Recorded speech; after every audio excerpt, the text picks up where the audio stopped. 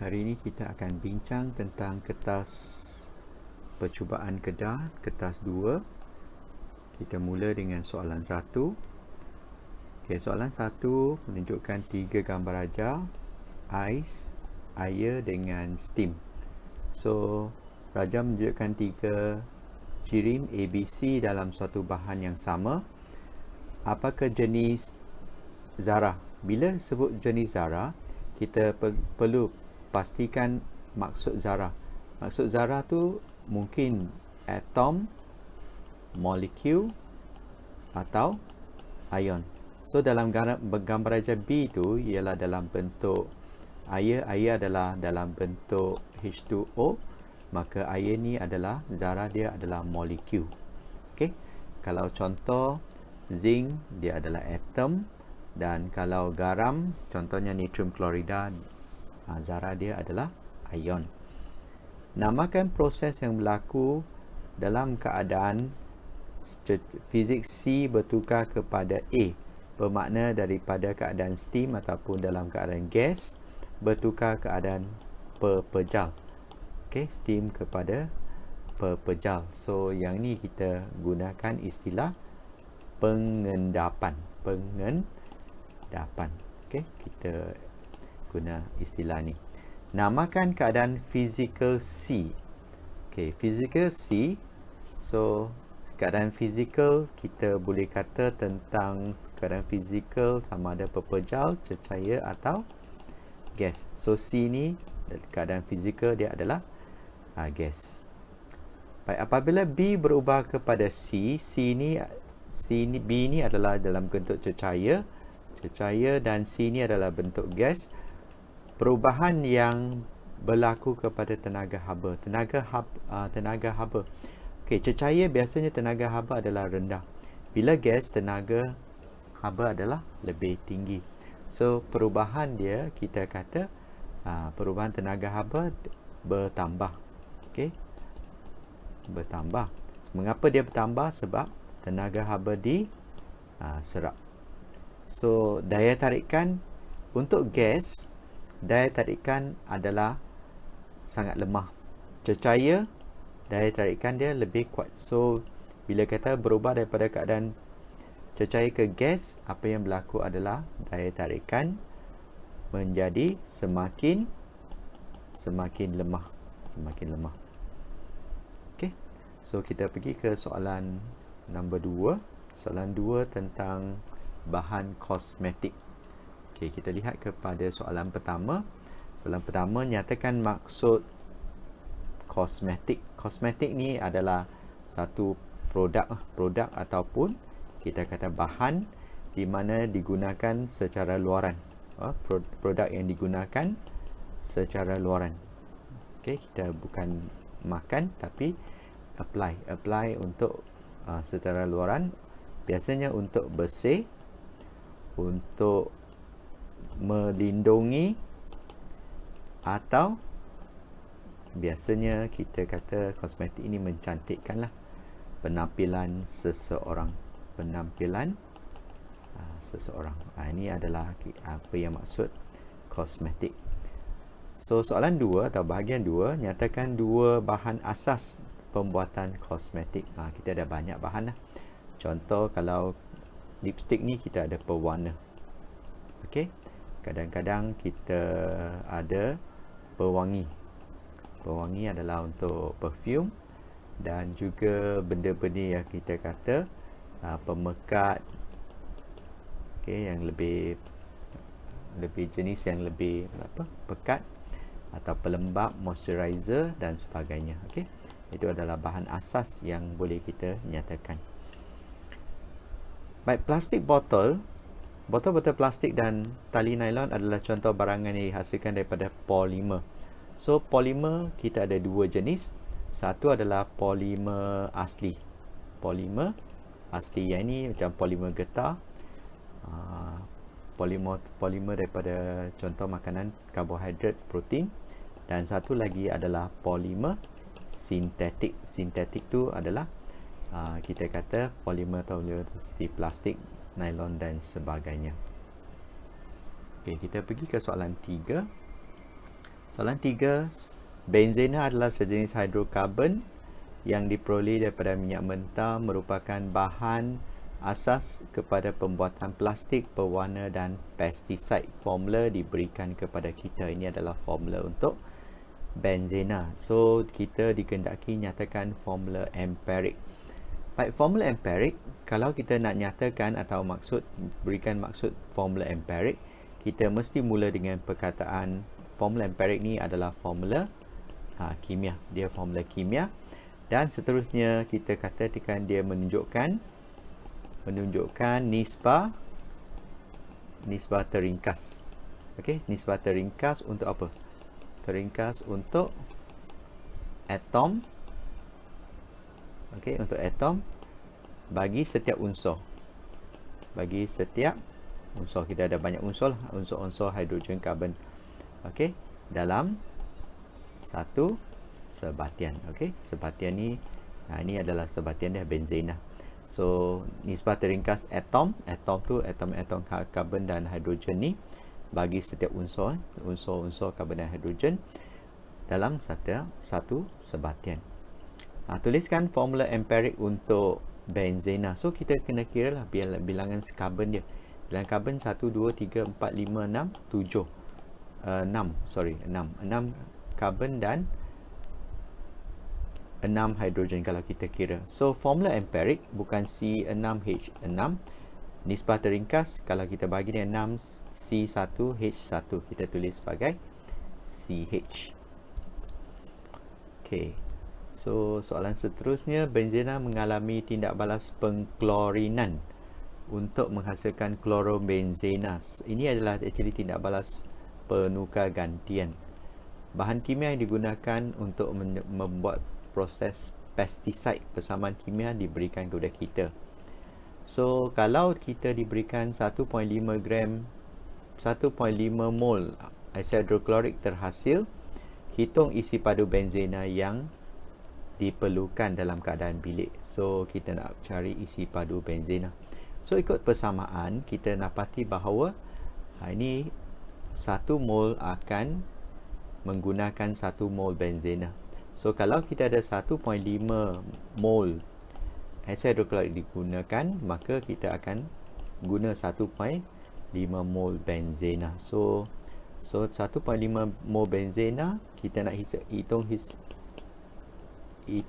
isi padu, maka kita akan kira dengan 1.5 darab dengan 24. Okey, mol nak tukar kepada isi padu pada suhu bilik, kita darab dengan 24. Kita dapat 36 dm3. Okey. Baik, sekiranya klorin diganti dengan bromin, tuliskan persamaan bagi tindak balas tersebut. So kalau klorin diganti dengan bromin, tindak balas dia actually sama. C6H6 campur dengan, kita tak guna klorin, kita guna bromin. So dia akan dapat C6H5Br campur dengan HBr. Okey, HBr. So dia sama dengan persamaan di sini. Hanya kita tukar klorin ni kepada bromin. Okey. Baik. Kita pergi ke soalan nombor 4. Soalan 4 ni, Raja menunjukkan susunan elektron bagi satu sebatian yang terbentuk antara unsur X dengan unsur Y. So dalam bentuk ion. Bagaimana ikatan kimia terbentuk? Oleh sebab soalan tidak kata merujuk kepada Raja 4.1, kita kena jawab secara umum ikatan kimia. So ikatan kimia ni terbentuk apabila berlaku kita kata pemindahan, sama ada pemindahan atau perkongsian elektron. Okey. Kita tahu dah, pemindahan elektron tu adalah untuk sebatian ionik, perkongsian elektron adalah untuk sebatian covalent. Ini adalah ionik, ini adalah covalent. Okey, kita pergi ke soalan B. Nyatakan jenis sebatian. Jenis sebatian kita hanya nyatakanlah sama ada sebatian ni ionik atau Covalent kita dapati ada charge positif dan negatif, bermakna dia adalah sebatian ion. Okey, sebatian ion. Tuliskan formula, kita nampak dia ada satu X dan ada 2 Y. So kita tulis sebagai XY2. Okey, kita kena tulis X dulu. Alfabet X akan datang dulu, XY2. Okey, ataupun ion positif dulu. Ion positif ialah XY2. Okey, di sini diberikan kita susunan molekul air dalam cecair dan ais. So kita ada dalam keadaan cecair, okey, dan keadaan ais. Okey, kita namakan jenis ikatan yang terdapat antara molekul air. So ikatan yang kita nampak di sini adalah ikatan hidrogen. Okey, dalam air ni kita ada ikatan hidrogen. Okey. Lepas tu, bila soalan tu air ditambah dalam gelas yang berisi cube ais, apa yang kamu perhatikan? Kita kena jawab soalan ni dan terangkan pemerhatian. Apa yang kita perhatikan dan terangkan pemerhatian daripada segi pembentukan ikatan. So bila air ditambah ke dalam ais, kita dapati bahawa ais ni satu adalah ais terapung. Okey. So kita akan dapat markah pertama, kita ada 3 markah ais terapung. Lepas tu kita kena terangkanlah mengapa. So kita dapati bahawa bila dia menjadi ais, air menjadi ais, apa yang berlaku adalah kita nampak susunan molekul air. Okey, susunan molekul air ini adalah susunan molekul air. Susunan molekul air menjauhi antara satu sama lain. Okey, kalau kita tengok ais, jarak antara dua ni molekul air itu adalah jauh. Jarak antara molekul air dalam keadaan cecair adalah lebih rapat. Okey. So dalam ais tu susunan molekul air menjauhi antara satu sama lain, ataupun kita boleh kata isi padu ais lebih besar daripada isi padu air. Okey. Isi padu lebih besar.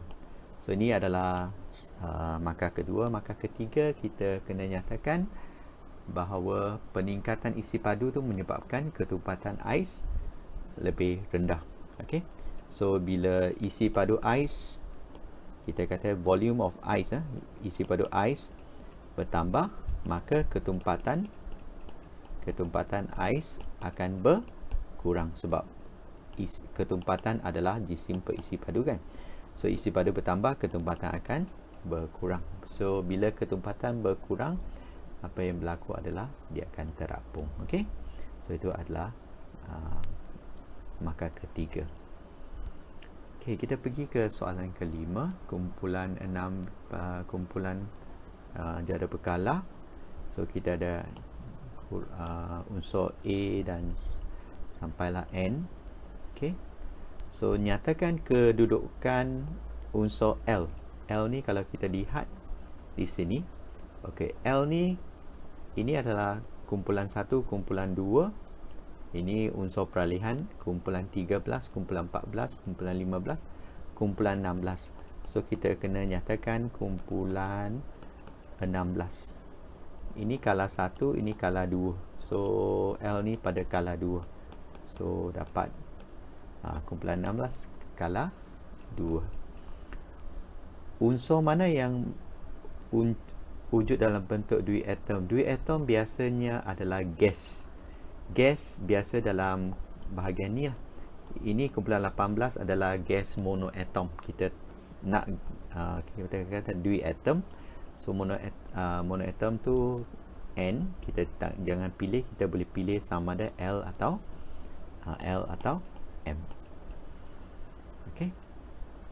Baik, soalan seterusnya, kita ada 9.4 gram oksida unsur K bertindak balas dengan 250 cm padu air suling menghasilkan satu larutan alkali. So K ni adalah unsur kumpulan 1. Okey, so dia nak tuliskan persamaan seimbang untuk K bertindak balas dengan air. So K bertindak balas dengan air, dia akan hasilkan satu larutan alkali dan membebaskan gas hidrogen. So kita boleh silap, dia oksida K. Oksida K bermakna K2O. Okay, K2O, kalau kita ubah balik soalan dia, oksida K ni, K2O bertindak balas dengan air, dia akan membebaskan ataupun menghasilkan larutan alkali saja. So KOH. So kita boleh seimbangkan dengan letak 2 di sini, seimbang kiri dan kanan. Dan selepas tu kita perlu hitungkan kemolaran larutan yang terhasil KOH ni. So kita diberikan 9.4 gram di sini, 9.4 gram, dan air suling kita gunakan 250 cm3.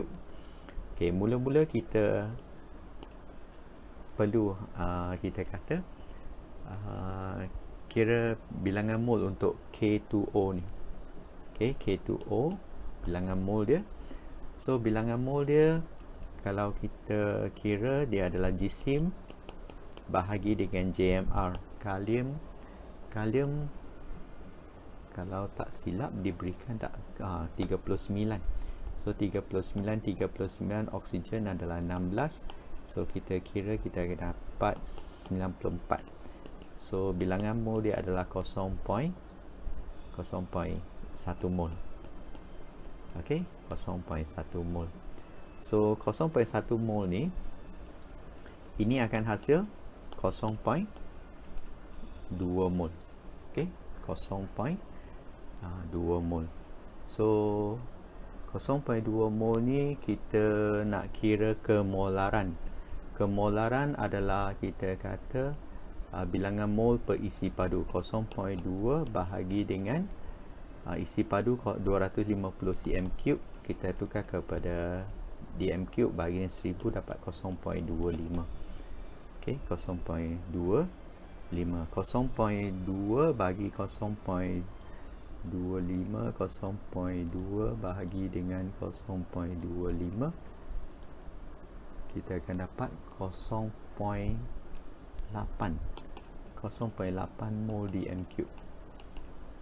Okey, itu adalah kemolaran dia. Okey, kita teruskan soalan D. Unsur A dan B berada dalam kumpulan yang sama tetapi mempunyai kereaktifan berbeza apabila bertindak balas dengan oksigen. Terangkan mengapa terdapat perbezaan antara kereaktifan antara dua unsur tersebut.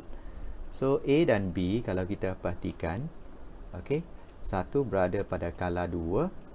Okey, kita padam semua yang ni. Kita dapati A berada pada kala 2 dan B berada pada kala 3. So mengapa mereka mempunyai kereaktifan yang berbeza? So kita perlu faham bahawa katakan unsur A ni 2.2 susunan elektronnya, ini adalah 2.8.2. So tarikan nukleus terhadap elektron valence untuk A adalah lebih kuat sebab agak rapat. Okey, so A ni kalau kita lihat nukleus dia 2 kat sini, so tarikan dia agak kuat berbanding dengan unsur B. Unsur B 282, kalau nukleus dia kat sini 282. So elektron valence 2 ni, nukleus dia agak jauh, so tarikan dia adalah lebih lemah. So untuk kumpulan 2 ni, mereka lebih cenderung membebaskan elektron. Lebih senang untuk kumpulan ataupun unsur B membebaskan 2 elektron berbanding dengan unsur A. So unsur B adalah lebih reaktif sebab lebih senang untuk membebaskan 2 elektron valence ini. Okey, itu cara kita jawab soalan ni.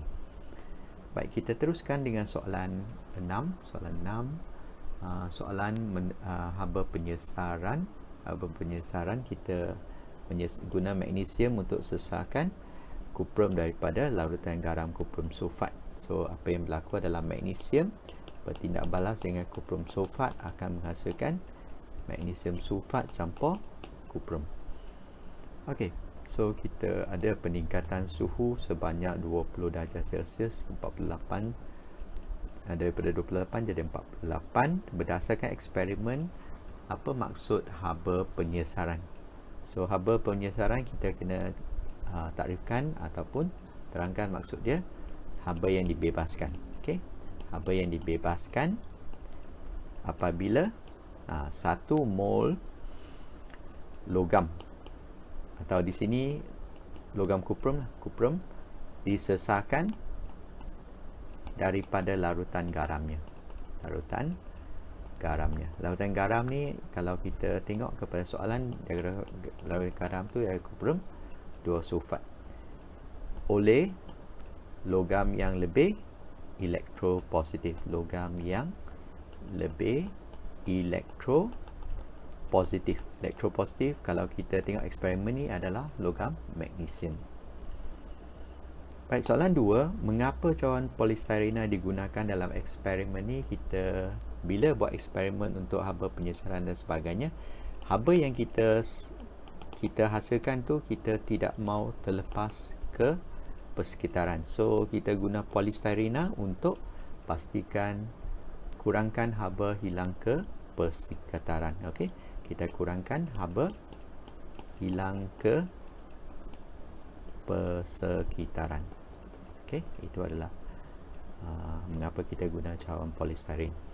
Okey, untuk tindak balas ioni ini, Mg akan menjadi Mg2+ dan Cu2+ apabila disesarkan menjadi Cu. Hitungkan haba penyesaran bagi eksperimen ni. Okey, mula-mula kita kena kira haba yang dibebaskan dalam eksperimen. Kita guna MC theta. MC theta. M kita guna isi padu yang digunakan adalah 50 darab dengan 4.2 darab dengan theta tadi, perubahan suhu dia adalah 20.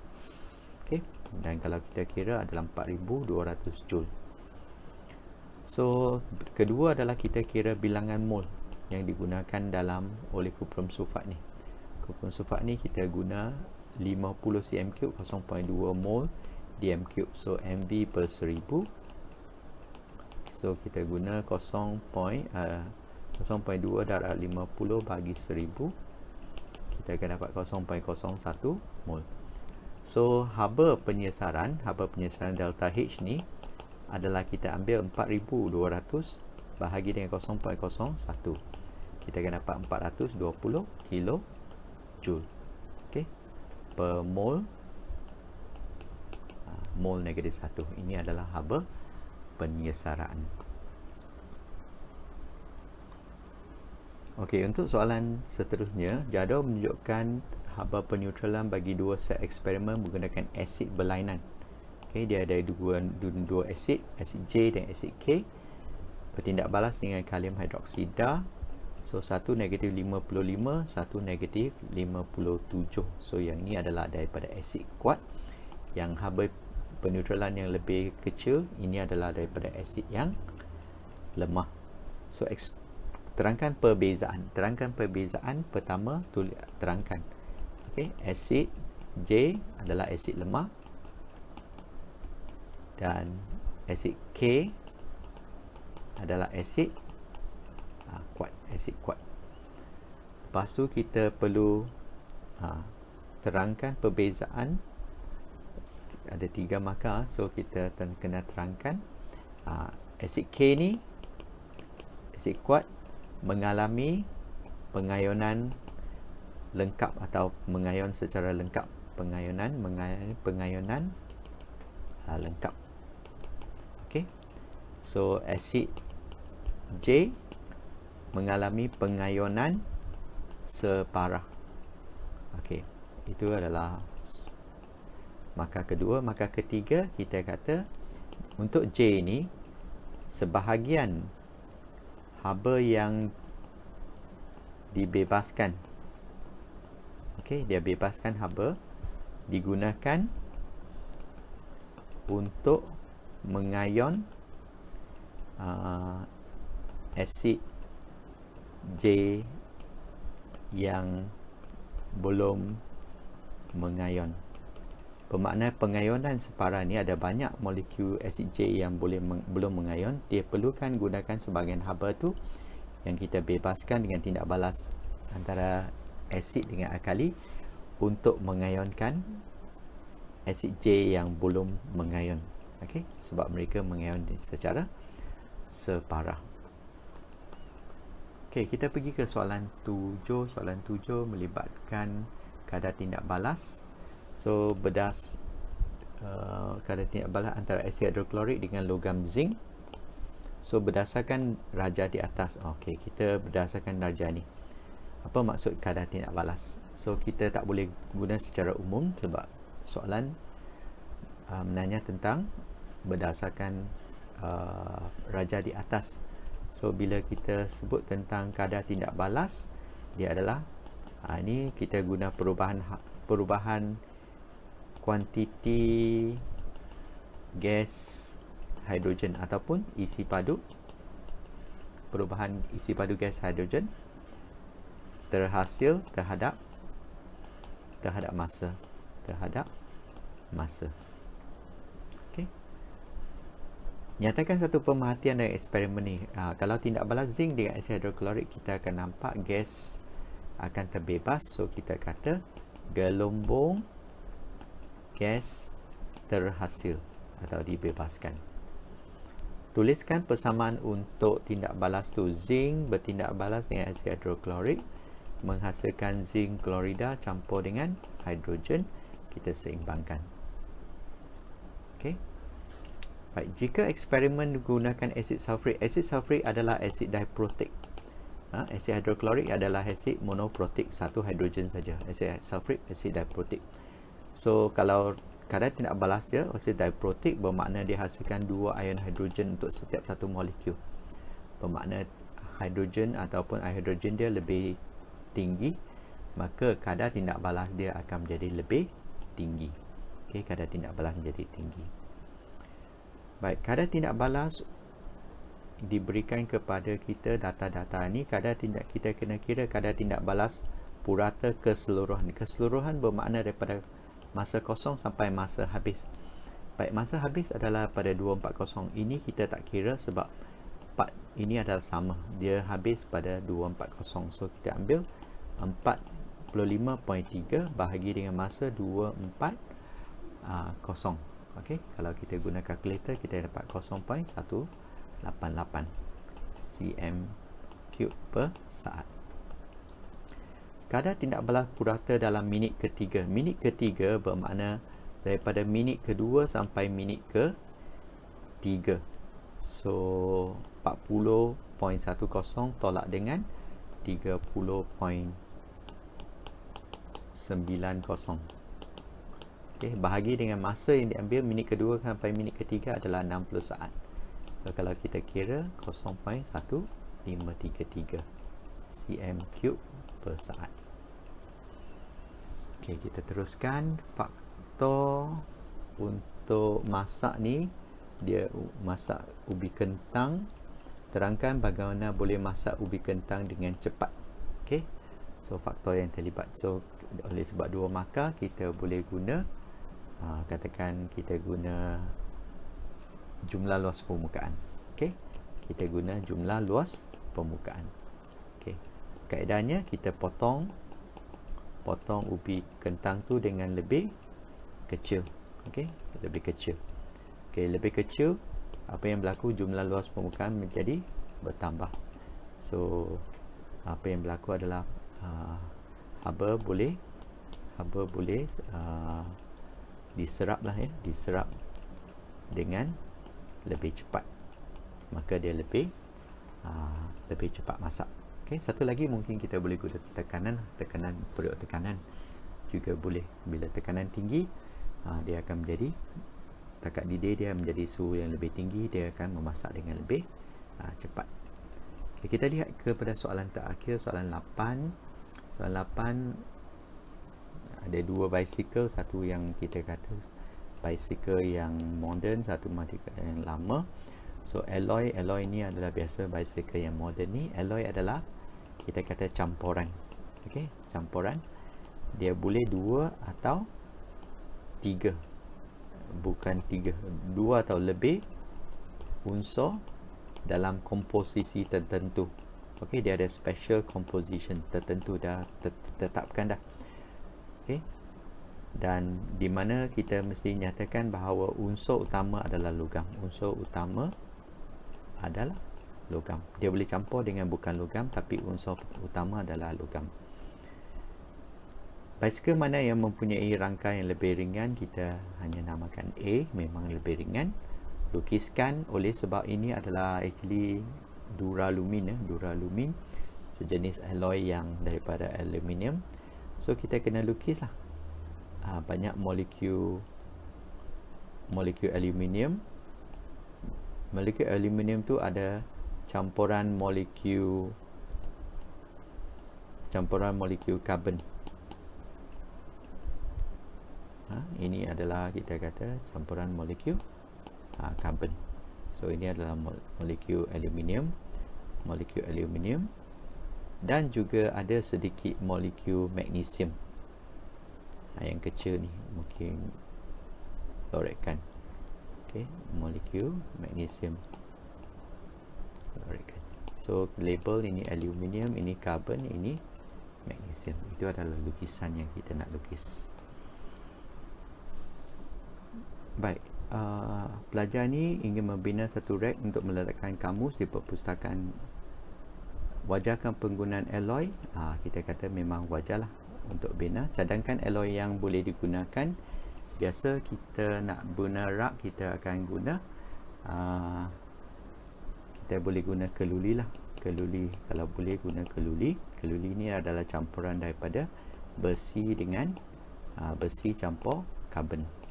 Besi campur karbon. Okey, cadangkan alloy yang digunakan, kita kata keluli. Okey, kenapa dia digunakan? Sebab dia, kalau keluli dia adalah lebih kuat dan tahan karat.